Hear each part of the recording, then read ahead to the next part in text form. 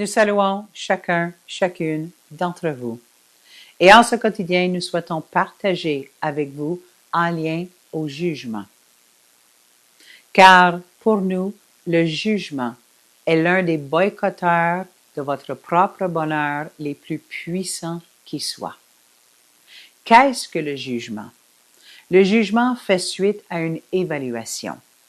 Lorsque vous devez considérer différents éléments et considérer la valeur de chacun de ces éléments, vous êtes dans un processus d'évaluation. Donc, imaginez que vous devez accorder une note.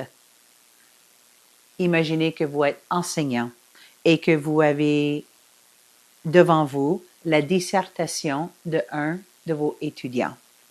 Et vous devez évaluer cette dissertation afin de lui accorder une note.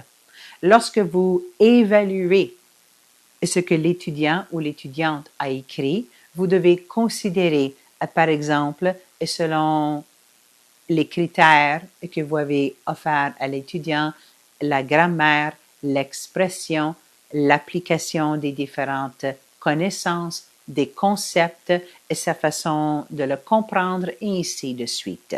Donc, vous avez différents éléments et vous devez considérer la valeur de tous ces éléments pour ensuite accorder une note. Ceci est un processus d'évaluation. Mais lorsque vous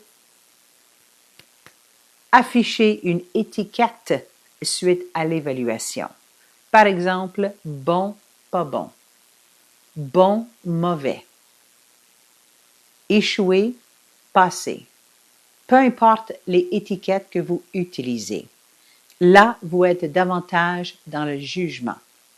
Et le jugement peut être utile dans certains contextes de la vie. Mais lorsque vous jugez les événements de la vie et que vous jugez vous-même, là, il peut y avoir, nous allons dire, différentes répercussions non point agréables pour vous et non point agréables pour autrui. Et l'humain a cette grande tendance de juger la vie, de juger les actes d'autrui et surtout de se juger. Et lorsque l'humain se sent jugé par un être, par un regroupement d'êtres, par, nous allons dire, un organisme, par un comité et ainsi de suite, cela lui fait sentir très petit, très impuissant. Toute son estime et sa valeur de lui-même est remis en question. Pourquoi l'humain juge? Il juge parce qu'il n'a point accès à la globalité des données. Donc, toujours, le jugement se fait à partir de variables très limitées. Par exemple, lorsque vous regardez autrui, vous regardez les attitudes et les comportements d'autrui et vous portez jugement sur ces actes. Donc, pour vous, l'être est totalement inapproprié, il est mal élevé, il est effronté, et ainsi de suite. Ce sont tous des jugements. Mais lorsque vous portez ces jugements, vous le portez à partir des variables à laquelle vous avez accès. Nous pourrons utiliser le terme à partir des concepts que vous portez. Par exemple, vous avez été élevé d'une certaine façon avec certains, et nous allons dire, règles à suivre lorsque vous étiez jeune, avec un mode de fonctionnement, qu'est-ce qui se fait, qu'est-ce qui ne se fait point, qu'est-ce qui se dit, qu'est-ce qui ne se dit point, en public, en privé, et ainsi de suite. Imaginez que vous avez été élevé ainsi. Et là, vous êtes dans un endroit public et vous regardez le comportement d'autrui et immédiatement cela ne cadre point avec votre façon que vous avez été élevé. Donc, vous jugez cela. Mais regardez que le jugement, dans cet exemple, regardez à quel point le jugement part de vos définitions, de vos concepts, de votre expérience. Mais cela ne part aucunement de la réalité et de la vérité d'autrui. Et puisque vous n'avez point accès à la vérité, à l'histoire, au contexte, au parcours de vie d'autrui, vous jugez. Donc, regardez à quel point que le jugement est toujours très, très limité. Le jugement se fait à partir, nous allons dire, d'un très petit échantillon de données ou de variables. Et lorsque vous jugez autrui et que autrui ressent ou sait que vous l'avez jugé, quel impact que cela engendre? Lorsque le jugement est davantage négatif, comme l'exemple dont nous avons fait mention, autrui se sent très rapetissé. Il sent qu'il n'est point à sa place. Il sent qu'il n'a point droit à l'expression libre. Il n'a point droit d'être lui-même, et ainsi de suite. Donc, cela peut être très destructeur et très réducteur pour l'expérience d'autrui. Tout comme lorsque vous êtes jugé par autrui. Par exemple, vous êtes dans un contexte de travail et vous êtes jugé par un de vos collègues ou vous êtes jugé par votre superviseur. Et nous ne parlons point d'une évaluation de votre performance de travail en lien à des critères établis par votre milieu de travail, mais jugé par rapport à votre façon d'être, jugé dans la façon que vous vous habillez, jugé dans votre façon de rire, par exemple, aux éclats, jugé dans votre voix qui parfois elle est intense et forte et ainsi de suite. Alors que tout cela fait partie de votre expression naturelle. Mais imaginez que vous êtes jugé pour cela. N'est-ce point que lorsque vous ressentez que vous êtes jugé ou que vous entendez dire que vous êtes jugé, que immédiatement vous jugez par la suite. Donc, avec le jugement que vous ressentez de la part d'autrui, vous jugez et vous vous condamnez et vous vous faites accroire toutes sortes de choses parce que vous avez été jugé par autrui. Ceci est une façon de répondre au jugement que vous ressentez de l'extérieur. L'autre façon de répondre au jugement est de juger autrui en retour. C'est-à-dire, vous ressentez que vous êtes jugé par votre façon de vous habiller, votre façon de parler, et en retour, vous jugez autrui en lien à, par exemple, sa conduite au travail, le fait qu'elle prend les pauses de façon trop longue, elle mange trop lors du dîner, peu importe. Donc, le jugement invite toujours d'autres jugements. Le jugement d'autrui et le jugement par rapport à vous-même. Mais à nouveau, nous le répétons, lorsque vous jugez autrui, en revanche, au jugement que vous avez ressenti de sa part, vous le faites à nouveau à partir de variables limitées. Vous ignorez pourquoi autrui vous a jugé ainsi. Et autrui ne vous connaît point.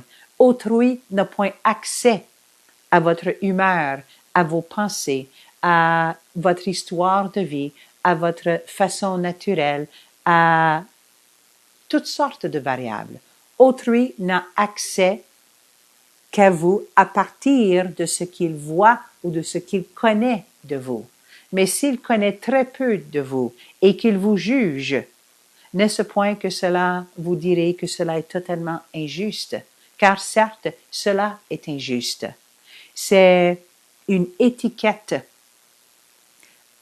que vous apposez sur autrui ou sur vous-même de la part d'autrui et qui ne représente aucunement la nature réelle d'autrui.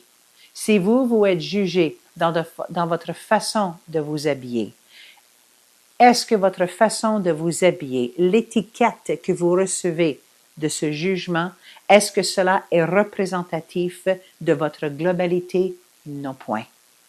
Cela limite l'expression libre de votre globalité. Et il en va de même pour autrui. Et lorsque l'humain se juge lui-même, Par exemple, il apprend qu'il n'a point agi correctement dans une situation. Un être lui fait part que lorsqu'il a agi ainsi, cela lui a blessé et il a eu un manque de considération et ainsi de suite. Et lorsqu'il entend cela, certes, imaginez que l'être l'accueille, mais que fait-il avec cela? Si avec cette information, il peut se sentir coupable, mais si avec cela, il se juge et se condamne, il en va de soi qu'il n'apprend point comment agir autrement. Si vous recevez, par exemple, un feedback d'autrui, que vous avez manqué de considération dans une telle situation et que vous avez agi de façon inappropriée parce que cela a engendré une conséquence, une répercussion non point agréable pour l'autre et que cela fut très blessant. Autrui vous partage cela. Vous l'accueillez, vous l'entendez. Mais si, suite à cela, vous ressentez de la culpabilité et à partir de cette culpabilité, vous jugez, comment pouvez-vous, avec un tel jugement face à vous-même, être disponible pour accueillir la vérité sur vous-même? Ainsi donc, autrui vous fait part de cela, mais au lieu de prendre du recul, c'est-à-dire un temps avec vous-même, afin de vous regarder de façon neutre et plus objective. OK, comment ai-je agi pour que l'autre se sente inconsidéré? Ah, c'est vrai, je suis arrivé d'une certaine façon, je me suis comporté d'une certaine façon. OK, je comprends maintenant, je le vois, je comprends que autrui puisse se sentir inconsidéré dans une telle situation. Donc, j'en prends note. La prochaine fois que je me retrouve dans un regroupement social, je ne vais point agir de cette façon, je choisirai plutôt d'agir d'une autre façon. Et voyez comment ce feedback devient très constructif pour vous. Mais lorsque le feedback vous fait sentir coupable et qu'à partir de cette culpabilité, immédiatement vous vous jugez et vous vous dites que vous n'êtes point bon, vous n'êtes point bonne, vous aurez dû le savoir, comment vous aurez pu agir ainsi, vous n'êtes point une bonne personne et vous vous flagellez et ainsi de suite. Comment cela peut-il vous servir? Aucunement. Cela ne fera que détruire complètement votre propre estime de vous-même. Et par la suite, vous ne serez point disposé à accueillir, par exemple, un simple feedback de la part d'autrui. Et plus que cela, puisque cela ne vous apprend rien du tout, sauf de vous détruire, comment pouvez-vous vous responsabiliser? Car la responsabilisation de ces attitudes et de ces comportements nécessite que vous soyez disponible pour vous regarder et pour écouter la vérité à l'intérieur de vous. Et lorsque nous disons de vous regarder, nous parlons de vous regarder de façon le plus neutre possible, c'est-à-dire faire abstraction de ses propres sentiments, de ses propres blessures, de ses propres définitions et de voir, nous allons dire, voir la perspective d'autrui, c'est-à-dire par empathie, imaginez que vous êtes dans les bottines d'autrui afin de comprendre pourquoi autrui a réagi ainsi. Ainsi donc, lorsque vous êtes en mesure d'avoir ce recul face à vous-même, d'avoir cette perception beaucoup plus objective et neutre face à vous-même, ainsi donc le feedback devient constructif, le jugement s'efface, vous vous responsabilisez et voilà que dans une autre situation, vous agissez de façon très différente.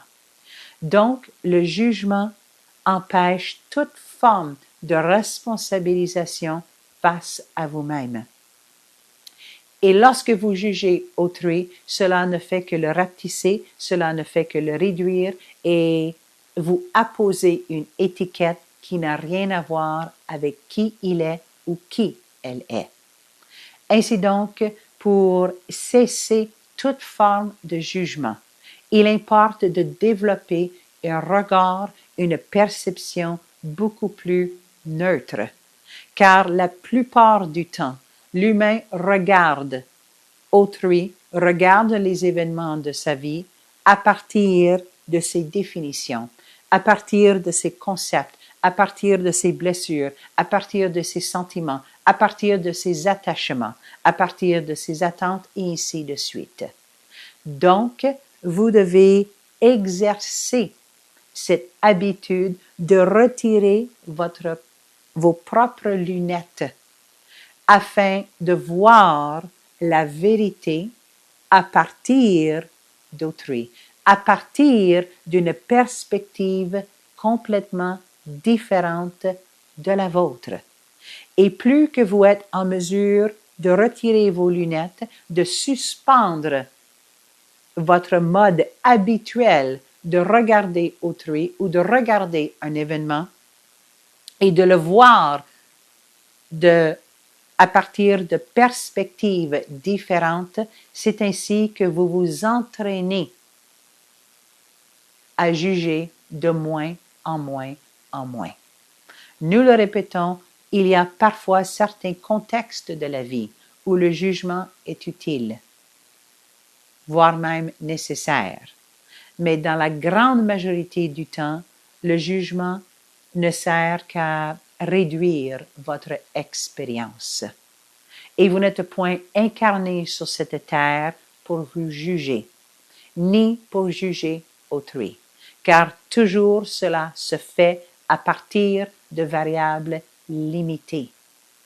Et puisque cela se fait à partir de données ou de variables limitées, vous limitez et vous limitez autrui, alors que votre nature première n'a aucune limite.